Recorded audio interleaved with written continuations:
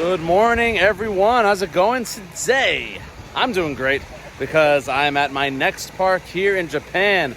A park that looks to be really, really beautiful. I am at Parque España. I don't even know where. I know we're kind of on the coast. We're somewhere somewhat close to Kyoto and Osaka. If you go southeast from those cities, that's where I am right now. I haven't heard much about Parque España, only that it's supposedly really, really well themed. They have 4 total roller coasters, notably a custom B&M invert called Pyrenees. It's actually the second longest B&M invert in the world after Banshee, so that should be really exciting. Like I said, 4 roller coasters in total, a couple of dark rides, they got a flume, and hopefully some other surprises that we're going to see later today. Short operating hours today. We're here around 11. The park closes at 5. So hopefully that's enough time to do as much as we possibly can. But overall, I'm impressed with this front entrance. So let's check out what Parque España has to offer. Just 3 parks left, guys. And then we're going back to the States. Sad, but this should be a good time. Well, this is the entrance to Parque España. What? This looks amazing. Love the canopy here. This is very similar to what we saw at Tokyo Disneyland. This looks beautiful. Pretty colors, vibrant atmosphere. I think this is going to be the sleeper park of this trip. This is the line to get churros. I'm very nervous what other lines are going to look like today. It is a holiday. It's like the autumnal equinox, which I guess is a holiday in Japan. But hey, it looks pretty so far, so we'll see what the lines are like for the attractions.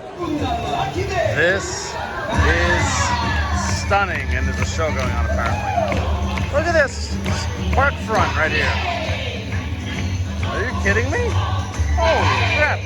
The architecture on these buildings are so freaking incredible. We're gonna attempt to eat at Restaurant Amigo. It seems very, very busy, and it's like 1:30, so not great. There goes the 9 train and the flume. Pretty park. It's just busy and slow operations. All right, it's time for the only pure roller coaster review of this Parque España vlog, coming to you from Pyrenees, the B&M invert here at Parque España. Like I said in the intro, this is the second longest B&M invert in the world after Banshee, over 4,000 feet of track. It stands at a height of 148 feet tall, 62 mile per hour speeds, 6 inversions. I don't know anything about this. I have heard literally 0 reviews about Pyrenees. It looks great. I love the brown supports with the white track. I am assuming that is emulating the Pyrenees Mountains, which, if you didn't know, is the border between Spain and France, because you get the brown for the mountain itself and the white track for the snow. If that's not what it is, I'm making it up. I hope it is.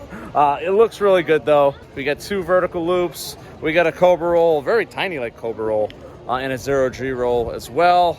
I'm excited. I think it's going to be good. It looks good. It's running good. The slops are so slow here. We're getting about 6-7 minute dispatches, guys. Obviously, only 1 train. It's a national holiday today. I don't know. It's a different culture, I guess. I can't complain too much. Not my country. So let's hop on some Pyrenees. Hopefully, it's a pretty decent invert. We'll see.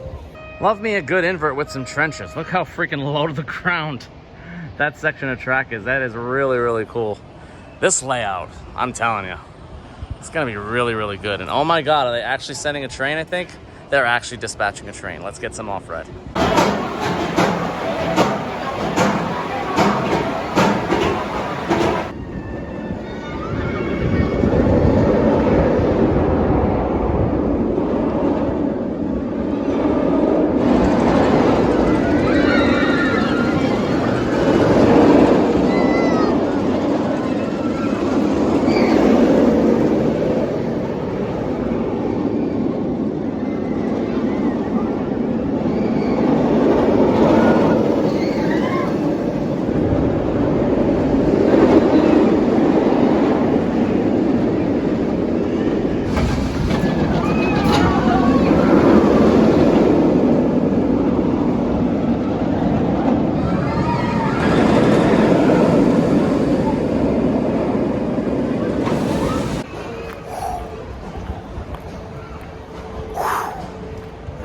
Pyrenees.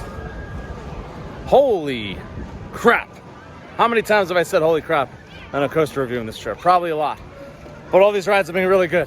And Pyrenees, already I'll just say that is the sleeper hit of this entire Japan trip. Guys, that is one of the best B&M inverts I have ever been on. No joke. I am not exaggerating. Been on 3 times, once in the back, once in row 7, once in row 5, I believe. That is so intense. Matt was recording the G's on his watch. 4.79 G's at one point in that ride. What? Oh my God. First off, you get a phenomenal view of the surrounding landscape on the lift hill. Unbelievable. Really good first drop. The inversions in themselves are so well paced, so forceful. I've said how much I hate Cobra rolls. That is an excellent Cobra roll. It is very punchy and forceful, not nauseating at all. It's funny because that's a tiny one. My only other favorite Cobra roll on an invert is an Alpengeist, which is a really big Cobra roll. That is excellent. Excellent. It's competing with Montu for me for my favorite invert. It is really, really good. And you can tell how long it is because that after you hit your last inversion, you're like, oh, we're going into the brake run. No, that's when it goes into that trench and you actually get some airtime. That's such a good roller coaster, guys. Pyrenees is getting an 8.07. Second, I'm putting it just under Montu, I think, but give me another ride. This could be my favorite B&M invert. I swear, if you're making a trip to Japan, you have the time, come to Parque España. Pyrenees is going to be one of your favorite inverts. That was fantastic. I can't get over this like quad area right at the entrance of Parque España. I really feel like we're in Spain, not in Japan. About to do the dark ride called Iron Bowl. I originally thought it said either Iron Butt or Tron Butt. Posted at a 40-minute wait. I've heard it's not great, but you know, rumors aren't always true. Check out this building though. Not Sarah's bunny getting in my shot of the station right here. And her dumpling and her shit. Oh my God, I'm so sorry. Guys, get out of the way. Jesus.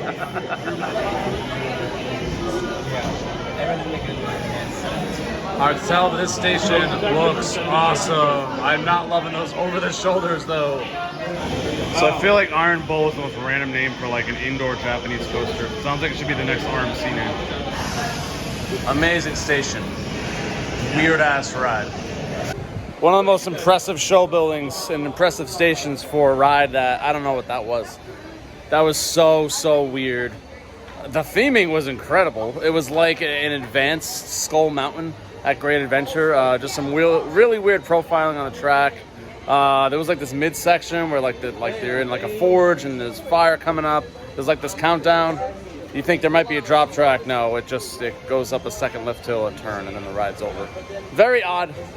It's worth doing if it's less than a 30-minute wait. We waited like 40. It felt like it was having an identity crisis to me. Like it couldn't decide if it wanted to be a dark ride or a roller coaster, so I spent the entire time trying to figure out which it was. Yeah, that's pretty accurate. I feel like I'm literally in Spain right now. I've actually never been to Spain, but I can imagine this is what it looks like. This is so well done again. Nice brickwork here. You get this like big center pillar, whatever you want to call it. Pretty paint on the floor. Everywhere you go in this park, you're just surrounded by beauty. They have a giant amphitheater here. That's not what I'm about to show you though. Look at this. That's a view, folks. Feels like we're Mediterranean. No, we're still in Japan.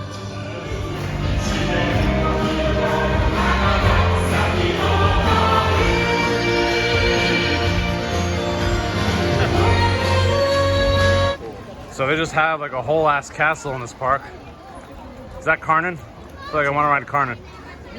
Apparently it's a museum. Castillo de Xavier. Okay. Look at this thing. What? Wow. Are you serious? We're like in a cave with escalators. I mean, Universal is a little different. They got Universal money. So I guess, okay, maybe, how about this is the best themed non-Disney Universal? Yeah, like big corporate. Yeah. Thank you for the commentary, Taylor. That worked for my video too. This is a very odd park layout because it has, like, you know, the standard circle up above those escalators where you get Pyrenees, all the roller coasters really, in that front quad entrance. But then you go down the escalator, which is kind of on a little tiny path. There's a whole other section here. There's like a freaking pirate ship here. What is happening with this park? This is not a park to skip on a Japanese amusement park trip. We're about to do what looks like a delightful river cruise, and this is the Q. We're in like a house. Really? Everything here at Parque España themed to the core.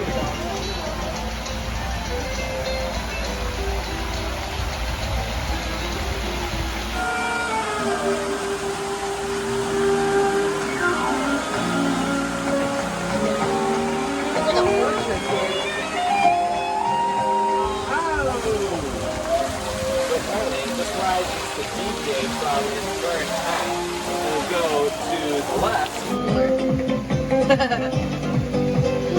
Yeah. No, not yet. Stay behind me. Look at him go. That wasn't bad. Oh no! Look at the waterfall. Oh, clearly a recreation of Pamplona. Wait, his pants are down. His pants are down. Yeah, we got a booty. More running by those. We're gonna ride Don Quixote's Magical Flight. I think it's gonna be like Peter Pan's flight. I love that ride. So this should be really good as I knock over a line. Look at this building. These had to have been unused ships from Peter Pan's flight. It's the same thing. Kinda love it. That was very weird. I've been on Peter Pan's flight so many times. To see that ride system be themed to something else with different characters, kind of wild. It's very pretty in there. All these like kind of fluorescent characters in different scenes. Not as good as Peter Pan flight. I think the one con is you're not flying over as many scenes as you do with Peter Pan's flight. A lot of things on the ground, but it was still delightful. The cute little paths continue. Just making our way back up the hill. You still gotta have some good themed buildings as we walk through Parque España. How am I at an amusement park right now? How am I at a theme park right now? Yeah, it's well themed, but this just looks like straight up real life in an absolutely beautiful Mediterranean setting, but we're in Japan. We're not in Spain, guys. They make it look like we are, though. Of course, they got a flume here. They have a mine train, which we did ride, called Grand Montserrat. Honestly, actually, one of the best mine trains I've ever done. That drop is really intense. It goes right into the ground. Like it goes from the top of that structure. You can literally touch the grass as you're going down that drop. Long ride too. Like I would honestly give it like into the high sixes, maybe even low sevens. That was a very, very good mine train. And that ends our day here at Parque España. You know, some slow ops aside, that is one of the most beautiful parks that I have ever been to, probably ever will go to. Holy crap, the theming is just unreal. You definitely forget that you're in Japan when you're at this park. It feels like you're at a European park. Pyrenees, where are you at? Top tier invert, one of my favorites. If I told you it was my favorite over Montu, I was considering it. I still think it's number 2. It's dang close though. Really, really solid roller coaster. The mine train was a lot of fun. Even that weird dark coaster was on the fun side as well. A couple of really cool dark rides. The shooter was awesome. I had a great time here at Parque España. I wish it didn't close at 5. Another 2 hours here would have been ideal. We didn't get to go on the flume. There was this weird like Alice in Wonderland illusion museum that looked kind of cool. We didn't get to do. There was a Nutcracker dark ride. It is what it is. We've still been very productive here in Japan. Just 2 more parks to go, guys, but a really good one coming up. Universal Studios Japan. I'm sure the ops there will be fantastic. I know some really good people that work at Universal Studios in Orlando. Hopefully it translates to Japan. So, isn't that right, Dan? You know me. Who are the great people you know that work? That's the better question. Like, comment, subscribe. I almost just fell down a hill. He's done it.